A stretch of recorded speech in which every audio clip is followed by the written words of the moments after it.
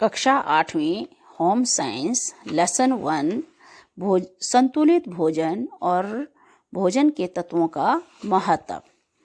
प्रश्न नंबर 1, संतुलित भोजन किसे कहते हैं? संतुलित भोजन। उत्तर, संतुलित भोजन ऐसे भोजन को कहते हैं जिसमें भोजन के सभी पौष्टिक तत्व उचित मात्रा में विद्यमान हो और जो कैलोरी को भी उचित मात्रा में प्रदान करे, संतुलित भोजन कहते हैं। प्रश्न नंबर 2, संतुलित भोजन की कमी से कौन कौन से रोग हो जाते हैं? उत्तर, असंतुलित भोजन खाने से शरीर में कई प्रकार के रोग लग जाते हैं। शारीरिक विकास नहीं हो पाता, मांसपेशियां ढीली पड़ जाती हैं, नेत्रों की ज्योति कमजोर हो जाती हैं, बच्चों की हड्डियां विकृत हो जाती हैं, बच्चों के दांतों में अनेक रोग और विकार उत्पन्न हो जाते हैं। सूखा रोग, रिकेटस, स्कर्वी, बेरी पीलापन, गंडमाला, अंधराता, क्वाशियोरकर आदि रोग घेर लेते हैं।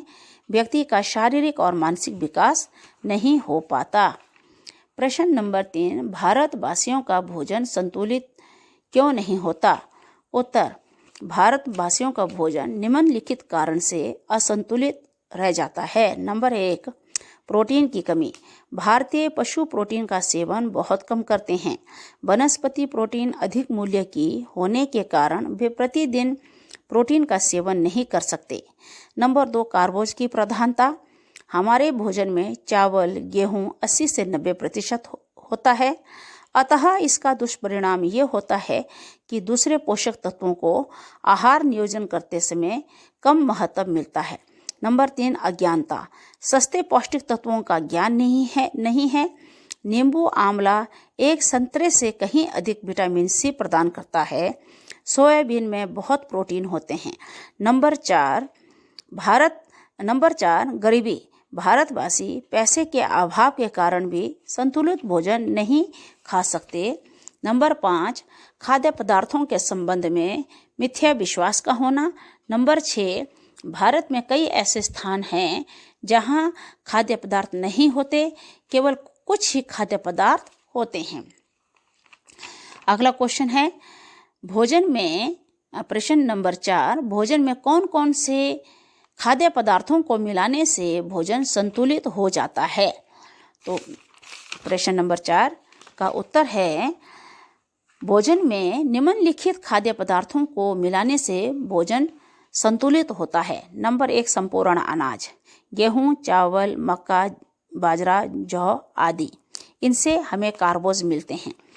नंबर 2, दालें, अरहर, मूंगी, मलका, चने, सोयाबीन आदि, इनसे हमें प्रोटीन और विटामिन बी प्राप्त होता है। नंबर 3, हरे पत्तेदार सब्जियां, पालक, मेथी, साग, चौलाई, सरसों का साग, बंद गोभी आदि, इनसे हमें विटामिन सी, खनिज लवण, लोहा और कैल्शियम प्राप्त होता है। नंबर 4, कंदमूल, गाजर, आलू, अरवी, जिमीकंद, इनसे हमें कार्बोज प्राप्त होता है। नंबर 5, अन्य सब्जियां, पेठा, करेला, कद्दू, घिया, गोभी, मटर, तोरिया, बैंगन, टमाटर, आंवला, नींबू आदि से हमें खनिज लवण प्राप्त होते हैं। नंबर 6, ताज़ा ऋतु अनुसार फल, सेब, आम, संतरा, आड़ू, केला आदि से हमें विटामिन और खनिज मुख्यतः प्राप्त होती है। नंबर 7, मक्खन, घी, तेल, इनसे हमें वसा प्राप्त होती है। नंबर 8, दूध और दूध से बने खाद्य पदार्थ, इनसे हमें वसा, प्रोटीन, विटामिन, जल और खनिज प्राप्त होते हैं। नंबर 9, खांड, शक्कर, गुड़, इन खाद्य पदार्थों से हमें कार्बोज मिलता है। नंबर 10, मांस, अंडा, मछली, वसा, प्रोटीन, खनिज और विटामिन प्राप्त होते हैं। अगला प्रश्न है 5, संतुलित भोजन का नियोजन करते समय किन किन बातों का ध्यान रखना चाहिए? उत्तर, संतुलित भोजन का नियोजन करते समय हमें निम्नलिखित बातों का ध्यान रखना चाहिए।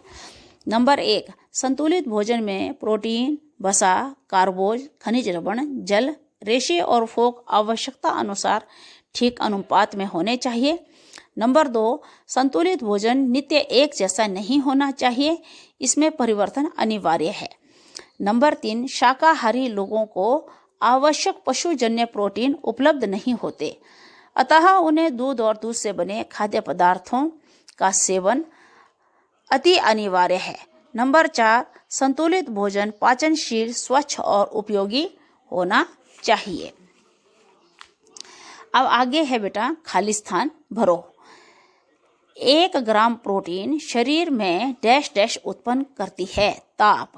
नंबर 2, असंतुलित भोजन खाने से डैश डैश लग जाते हैं, रोग।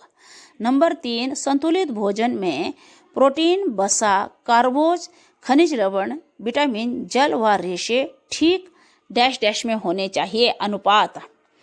नंबर 4, संतुलित भोजन का नियोजन करते समय व्यक्ति की आयु, लिंग, जलवायु और डैश डैश का विशेष ध्यान रखना चाहिए, कार्य। इसके अलावा बेटे एक क्वेश्चन है, भोजन के 7 तत्व होते हैं। कितने तत्व होते हैं? 7 तत्व। तो 7 तत्व कौन कौन से? भोजन के 7 तत्व बार बार इसमें रिपीट हुआ है। Protein, number 1 protein, number 2 कार्बोज, number 3 वसा, नंबर 4 खनिज लवण, नंबर 5 विटामिन, नंबर 6 जल, नंबर 7 रेशे और फोक। और इसमें एक और आपने याद रखना, 1 ग्राम प्रोटीन हमें 4 कैलोरी देती है और 1 ग्राम वसा भी हमें 4 कैलोरी देती है और 1 ग्राम प्रोटीन 4 कैलोरी देती है, 1 ग्राम कार्बोज हमें 4 कैलोरी देती है और 1 ग्राम वसा हमें 9 कैलोरी देती है। 1 ग्राम प्रोटीन और कार्बोज जो है हमें 4 कैलोरी देती है और 1 ग्राम वसा हमें 9 कैलोरी देती है।